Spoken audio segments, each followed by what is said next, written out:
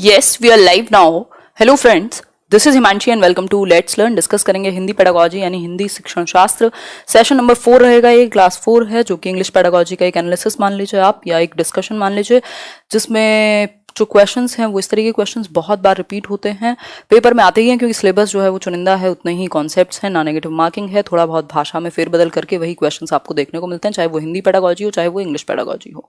Rare है जब एक आध क्वेश्चन नया आए. चलिए स्टार्ट करते हैं और देखते हैं एक बार.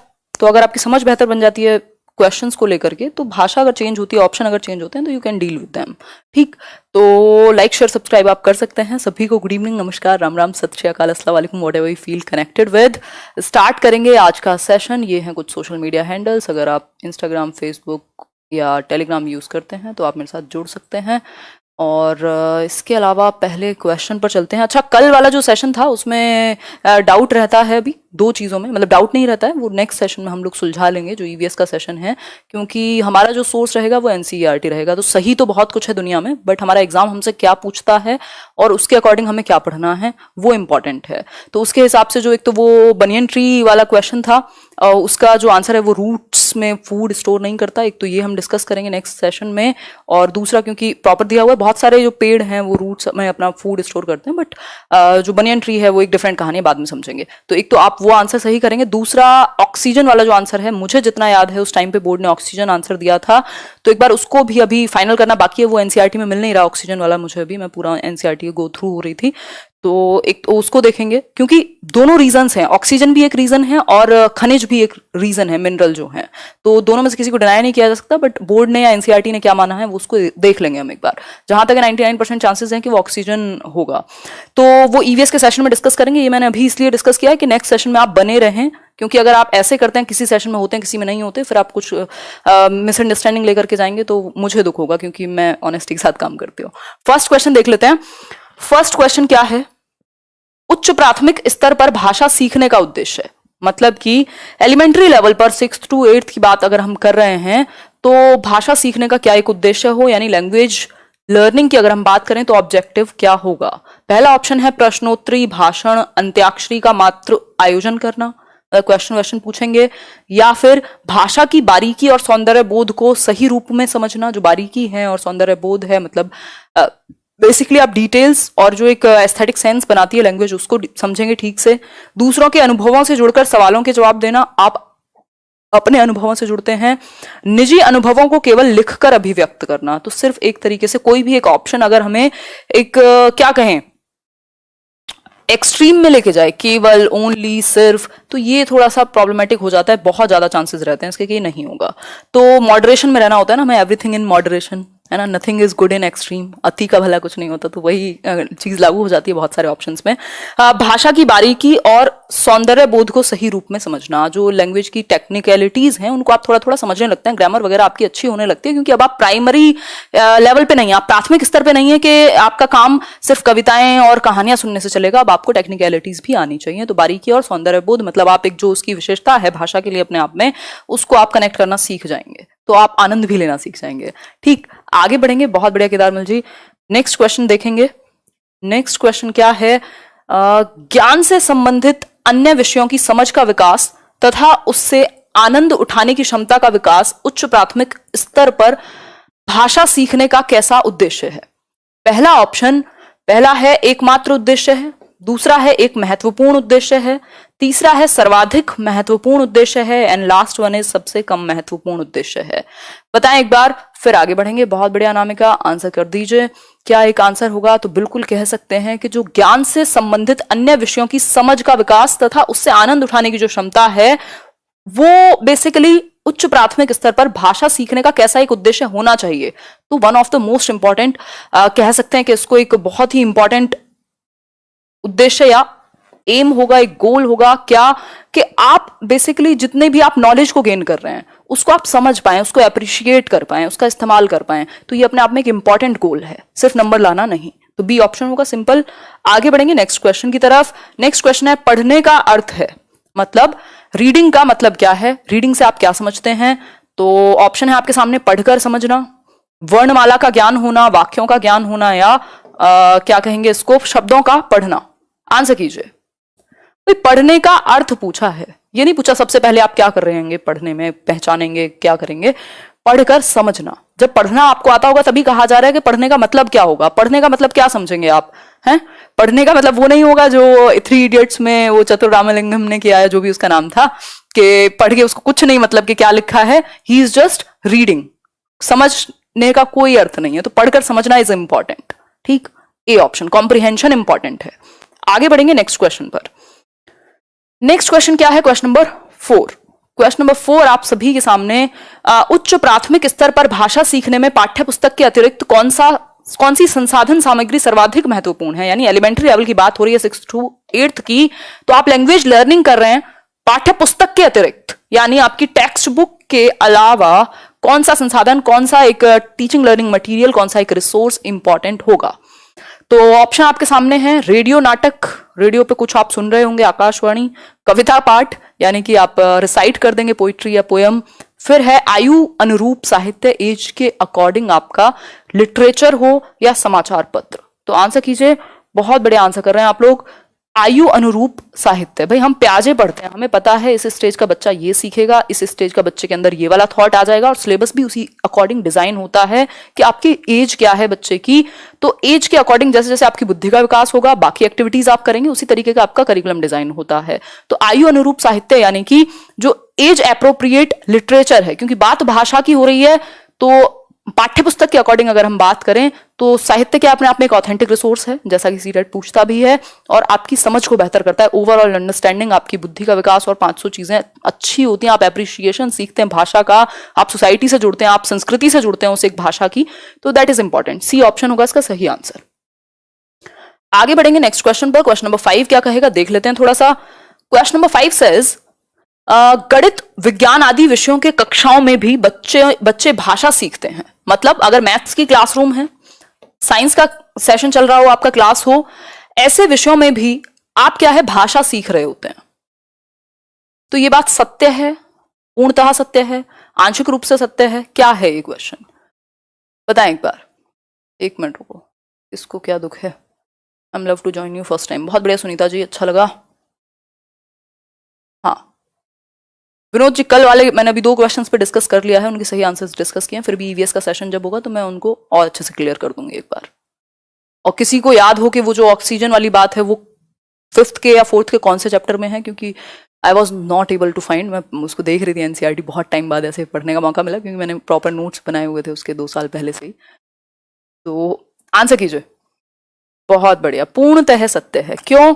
क्योंकि लैंग्वेज अक्रॉस करिकुलम हम लैक पढ़ते हैं, इंग्लिश में भी और हिंदी में भी यही बात काम आती है कि भाषा क्या है, बेसिकली वो एक डिफरेंट चीज है कि एक भाषा का आप इस्तेमाल करें हर एक सब्जेक्ट के लिए। तो उसी तरीके से अगर आप एग्जांपल लेते हैं, अगर आप मैथ्स पढ़ रहे हैं, आप साइंस पढ़ रहे हैं, तो किसी ना किसी भाषा के माध्यम से पढ़ रहे हैं आप। बिना भाषा के तो आप नहीं सीख पाएंगे ना। मैथ्स में भी अगर एक लैंग्वेज है, ठीक, इसके अलावा साइंस में भी एक लैंग्वेज है, टर्म्स डिफरेंट हो सकते हैं but you are learning language also. तो इसलिए आंसर क्या है? A option. ठीक, 100% सत्य है, इसमें आंशिक जैसा कुछ नहीं है। अगर आपकी भाषा पे अच्छी पकड़ नहीं हुई तो आप समझ भी नहीं पाएंगे विषय कहता क्या है, तो एटलीस्ट उस विषय की भाषा तो आपकी बेहतर हो ही जाएगी और ओवरऑल भी होगी। आगे बढ़ेंगे नेक्स्ट क्वेश्चन पर। उच्च प्राथमिक स्तर पर पाठ्य पुस्तकों में हिंदीतर भाषा को ही जगह मिलनी चाहिए, ताकि बच्चे, मतलब जो हिंदी से रिलेटेड भाषाएं हैं उसका इस्तेमाल हो पाठ्य पुस्तकों में, एलिमेंट्री लेवल पर भी। इससे आप क्या समझते हैं, क्यों ऐसा क्यों होना चाहिए? इस एक बात के पक्ष में आपको अपने आंसर देने हैं। तो पहला है ऑप्शन, भाषा की विभिन्न रंगतों से परिचित हो सकेंगे, हिंदीतर भाषी साहित्यकारों से परिचित हो सकेंगे, सामाजिक संस्कृति से परिचय हो सकेंगे, या फिर ये सभी। आंसर कीजिए फटाफट से। बहुत बढ़िया, सही है, सही है।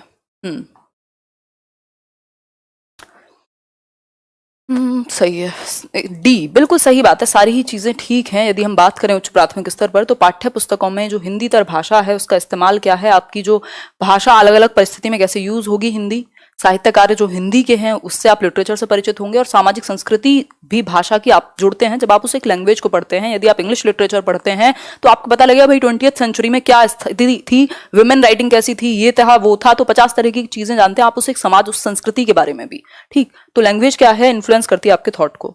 आगे बढ़ेंगे नेक्स्ट क्वेश्चन पर। नेक्स्ट क्वेश्चन क्या है, क्वेश्चन नंबर 7, बच्चे भाषा तब बेहतर तरीके से सीखते हैं जब, बच्चे भाषा कब बेहतर तरीके से सीखेंगे? अनेक पाठ्य पुस्तकों, बहुत सारी पाठ्य पुस्तकें हों, उन्होंने पूरे घर में ढेर लगा लिए हों, एक एक सब्जेक्ट की 5-5, 50-50 किताबें लगा लाकर, या फिर भाषा का समृद्ध परिवेश हो यानी एनवायरमेंट अच्छा हो, या फिर सरल साहित्य का चयन हो, या परीक्षाओं का आयोजन हो। तो बिल्कुल ये बात हम हमेशा ध्यान में रखेंगे। इसी क्वेश्चन को मोल्ड करके दे देगा, खेलेगा आपके साथ, क्या थोड़ा सा ट्विक करेगा और कहेगा कि भाषा अर्जन और भाषा अधिगम में मुख्य अंतर क्या है। 4 ऑप्शन सेम होंगे, पाठ्य पुस्तकें भाषा की, या फिर समृद्ध परिवेश, या फिर साहित्य, या फिर ये। तो आपको पता है भैया सबसे इंपॉर्टेंट परिवेश है, ठीक। तो चाहे अर्जन और लर्निंग में, मतलब अर्जन और अधिगम की बात हो, चाहे ये आपकी बात हो कि बेहतर तरीके से कब सीखेंगे, तो जब एक्सपोजर मिलेगा उनको एनवायरमेंट में, जिस भाषा सबसे बेहतर आप उस एक परिवेश में सीखते हैं, ठीक। तो बी ऑप्शन इसका सही आंसर है। जैसे आप लोग लेट्स लर्न से जुड़ के थोड़ी बहुत बेहतर करते हैं अपना काम। क्वेश्चन नंबर 8 है, उच्च प्राथमिक स्तर पर भाषा आकलन की दृष्टि से सर्वाधिक महत्वपूर्ण है। भाई उच्च प्राथमिक स्तर पर अगर हम बात करें लैंग्वेज असेसमेंट की, आप असेस कर रहे हैं बच्चों को, जानने की कोशिश कर रहे हैं उन्होंने कितना सीखा, ठीक। इस स्थिति में अवलोकन सबसे महत्वपूर्ण होगा, यानी ऑब्जर्वेशन, जांच सूची, साक्षात्कार यानी इंटरव्यू, या फिर लिखित परीक्षा। आंसर कीजिए, फिर आगे बढ़ेंगे। बीएड एंट्रेंस की तैयारी हम डायरेक्टली नहीं करते हैं, हम जो सीडीपी के सेशन है पेडागोजी की, इतने सारी प्लेलिस्ट हैं वो देख सकते हो आप। इसके अलावा इंग्लिश के कुछ सेशन देख सकते हो, जो डेली इंग्लिश डोज है वहां से आपको हेल्प मिल जाएगी। तो डायरेक्टली नाम रख के बीएड की नहीं तैयारी होती है, तो वो वाले सेशन से आप हेल्प ले सकते हैं।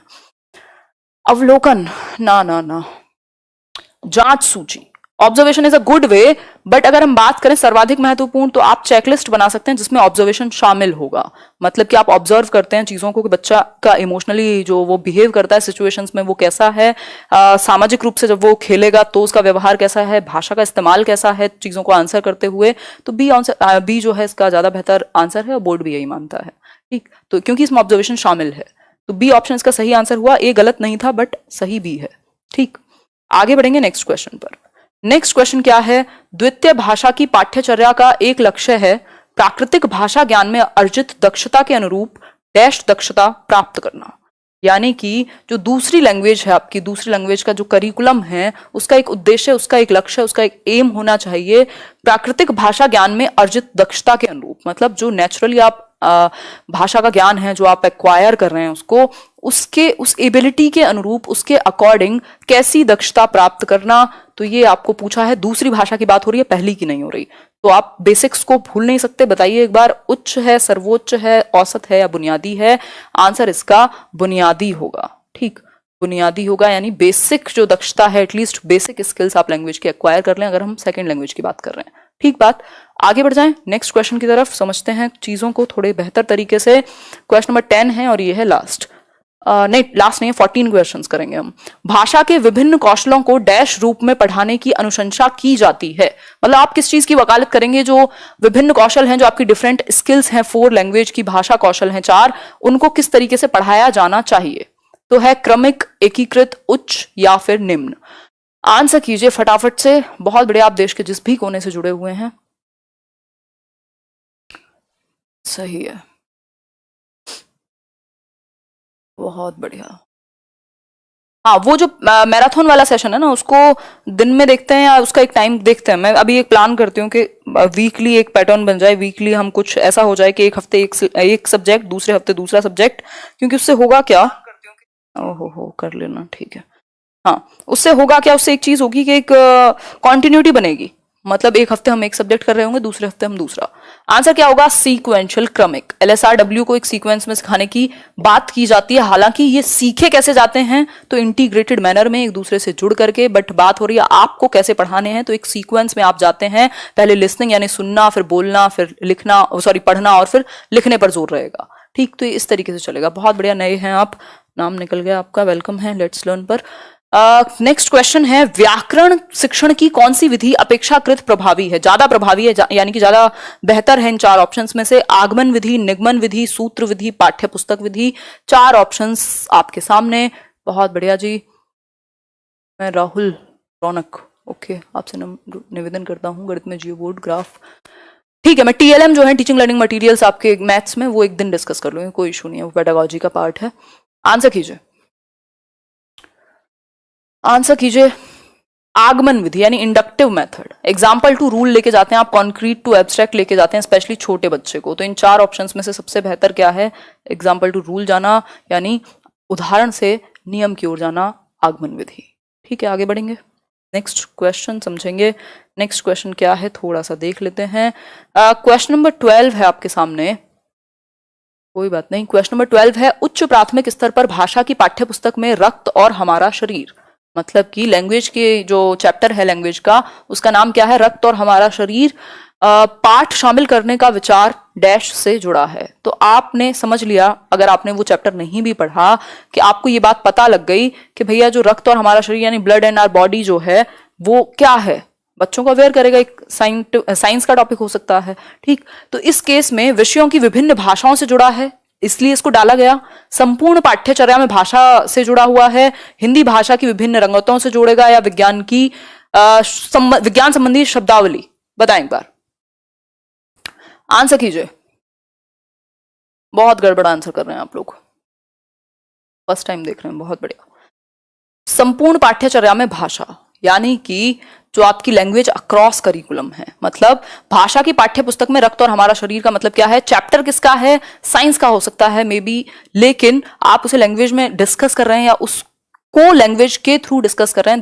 दैट मीन्स कि आप पूरे करिकुलम में एक भाषा का इस्तेमाल होता है जिसके थ्रू आप भाषा भी सीखते हैं और अन्य चीजें भी सीखते हैं, यानी इंटीग्रेटेड मैनर कह सकते हैं उसको। ठीक, आगे बढ़ेंगे। मल्टी डिसिप्लिनरी अप्रोच भी कह देते हैं उसको। क्वेश्चन नंबर 13 है, त्रिभाषा फॉर्मूला भारत की डैश की चुनौतियों और डैश को संबोधित करने का प्रयास है। मतलब थ्री लैंग्वेज फॉर्मूला जो है भारत की, किस चीज को? समस्याओं को, भाषा की स्थिति, संस्कृति, या क्या होगा इसका आंसर? फटाफट से आंसर कीजिए, साइंस का सेशन नहीं होता है लेट्स लर्न पर। और बताइए। हाँ, बहुत बढ़िया, बहुत बढ़िया, आंसर कीजिए जरा। संस्कृति और समाधान, ना ना ना। त्रिभाषा जो सूत्र है यानी कि जो थ्री लैंग्वेज फॉर्मूला है, कोठारी आयोग ने जिसकी अनुशंसा की थी, तो त्रिभाषा फॉर्मूला भारत की भाषा स्थिति, ये जो लैंग्वेज का यहाँ पे क्या है, एक रोल है, एक जो सिचुएशन है कि हम मल्टीलिंगुअल कंट्री हैं, दुनिया भर की भाषाएं हमारे यहाँ हैं, तो भाषा की स्थिति की चुनौतियों और संस्कृति को संबोधित करता है। मतलब एक तो आपके कल्चर से भी जोड़ेगा, दूसरा जो यहाँ स्थिति है कि कोई कुछ तो चीजें ऐसी हो जिनके थ्रू आप एक यूनिफॉर्मल वे में जुड़ सके पूरा देश। तो इसमें बात हुई है कि मदर टंग आप यूज करेंगे प्राइमरी लेवल पर, है ना, फिर उसके अलावा आप यूज करते हैं इंग्लिश का, फिर इसके अलावा आप यूज करते हैं किसी भी मॉडर्न इंडियन लैंग्वेज को, जो 22 भाषाएं हैं उनमें से किसी एक का इस्तेमाल करेंगे। हालांकि जो सदर्न स्टेट्स हैं दक्षिण भारत में, वहाँ इसका काफी, क्या कहें, इसको माना नहीं जाता है, कह सकते हैं कि ये अपने आप में काफी विरोध फेस करता है। ठीक, क्योंकि उनका फिर इशू है ना कि हिंदी क्यों पढ़े हम। आगे बढ़ेंगे, नेक्स्ट क्वेश्चन है लिखने की, क्योंकि नॉन हिंदी स्पीकिंग स्टेट्स में हिंदी, इंग्लिश और जो एक उनकी कोई भी लैंग्वेज है, लिखने की क्षमता का विकास बोलने, सुनने और पढ़ने की क्षमता की संगति में होना चाहिए, यह विचार कैसा है? बताइए एक बार। लिखने की जो क्षमता है यानी एबिलिटी आपकी राइटिंग की, वो आप बोलने, सुनने और पढ़ने की क्षमता की संगति में होना चाहिए। बिल्कुल, आंसर क्या होगा? आंशिक रूप से सत्य है, क्योंकि जरूरी नहीं है कि जो बोल नहीं पा रहा है, सॉरी, जो बोलने में उतना दक्ष नहीं है तो वो लिखने में भी नहीं होगा। हालांकि चारों जो स्किल्स हैं अपनी जुड़ी हुई हैं भाषा में, चारों जो कौशल हैं भाषाई, लिखना, सुनना, पढ़ना, बोलना और लिखना, और जिसमें राइटिंग को सबसे ज्यादा जटिल माना जाता है, तो ये नहीं कह सकते लेकिन कि अगर कोई बहुत अच्छा स्पीकर नहीं है तो वो राइटर भी नहीं होगा, ऐसा नहीं कह सकते। ठीक, तो ये पार्शियली ट्रू कहेंगे इसको। आगे बढ़ेंगे, और ये थे कुछ 14 क्वेश्चंस। इसके अलावा आउट ऑफ 14 आपके कितने ठीक हुए हैं वो आप कमेंट सेक्शन में बताएंगे। कल की तरह, कल आप लोगों ने धमाल मचाया है ना। और किसी को भी याद हो वो कौन से चैप्टर में है ईवीएस के, वो ऑक्सीजन वाला, मछली वाला, तो एक बार कमेंट कर देना, मैं एक बार चेक कर लूंगी। अदरवाइज मुझे बहुत ही बारीकी से देखना पड़ेगा। अभी भी मतलब देख तो लिया है मैंने बट मिला नहीं है वो।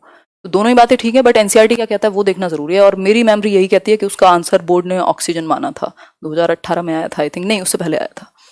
चलिए फिर 11, 12, 14, बहुत बढ़िया, 12 नंबर सही है, सही है, बहुत ही अच्छी बात है। लाइक, शेयर, सब्सक्राइब आप कर सकते हैं अगर अभी तक आपने ना किया हो। तो आज के लिए इतना ही, और मिलेंगे कल 9 बजे। ठीक बात है, 5 और 6 क्लास में है, हाँ 5 में ही होना चाहिए बेसिकली, देखते हैं। सही है। चलिए फिर कोई भी और डाउट हो किसी भी बात में, अगर कुछ किया जा सकता है तो आप मुझे बता सकते हैं। फिर आज के लिए सेशन नोट्स बनाइए, अलग अलग नोटबुक्स बना लीजिए। जो भी क्वेश्चंस यहाँ डिस्कस हो रहे हैं, जो भी एक चैप्टर्स डिस्कस हो रहे हैं, पीडीएफ तो मिल ही रहे हैं, बट अगर आप नोट्स बनाएंगे तो थोड़ा सा समय तो लगेगा, लेकिन मजा आ जाएगा। फिर आपको अगर बुक भी नहीं है तो भी चलेगा। ठीक, चलिए ध्यान रखिए अपना। कल मिलते हैं। 6 ही करेक्ट हुए, बाद में आए थे क्या? हाँ, कल मिलेंगे, ईवीएस का चैप्टर करेंगे कल। Take care.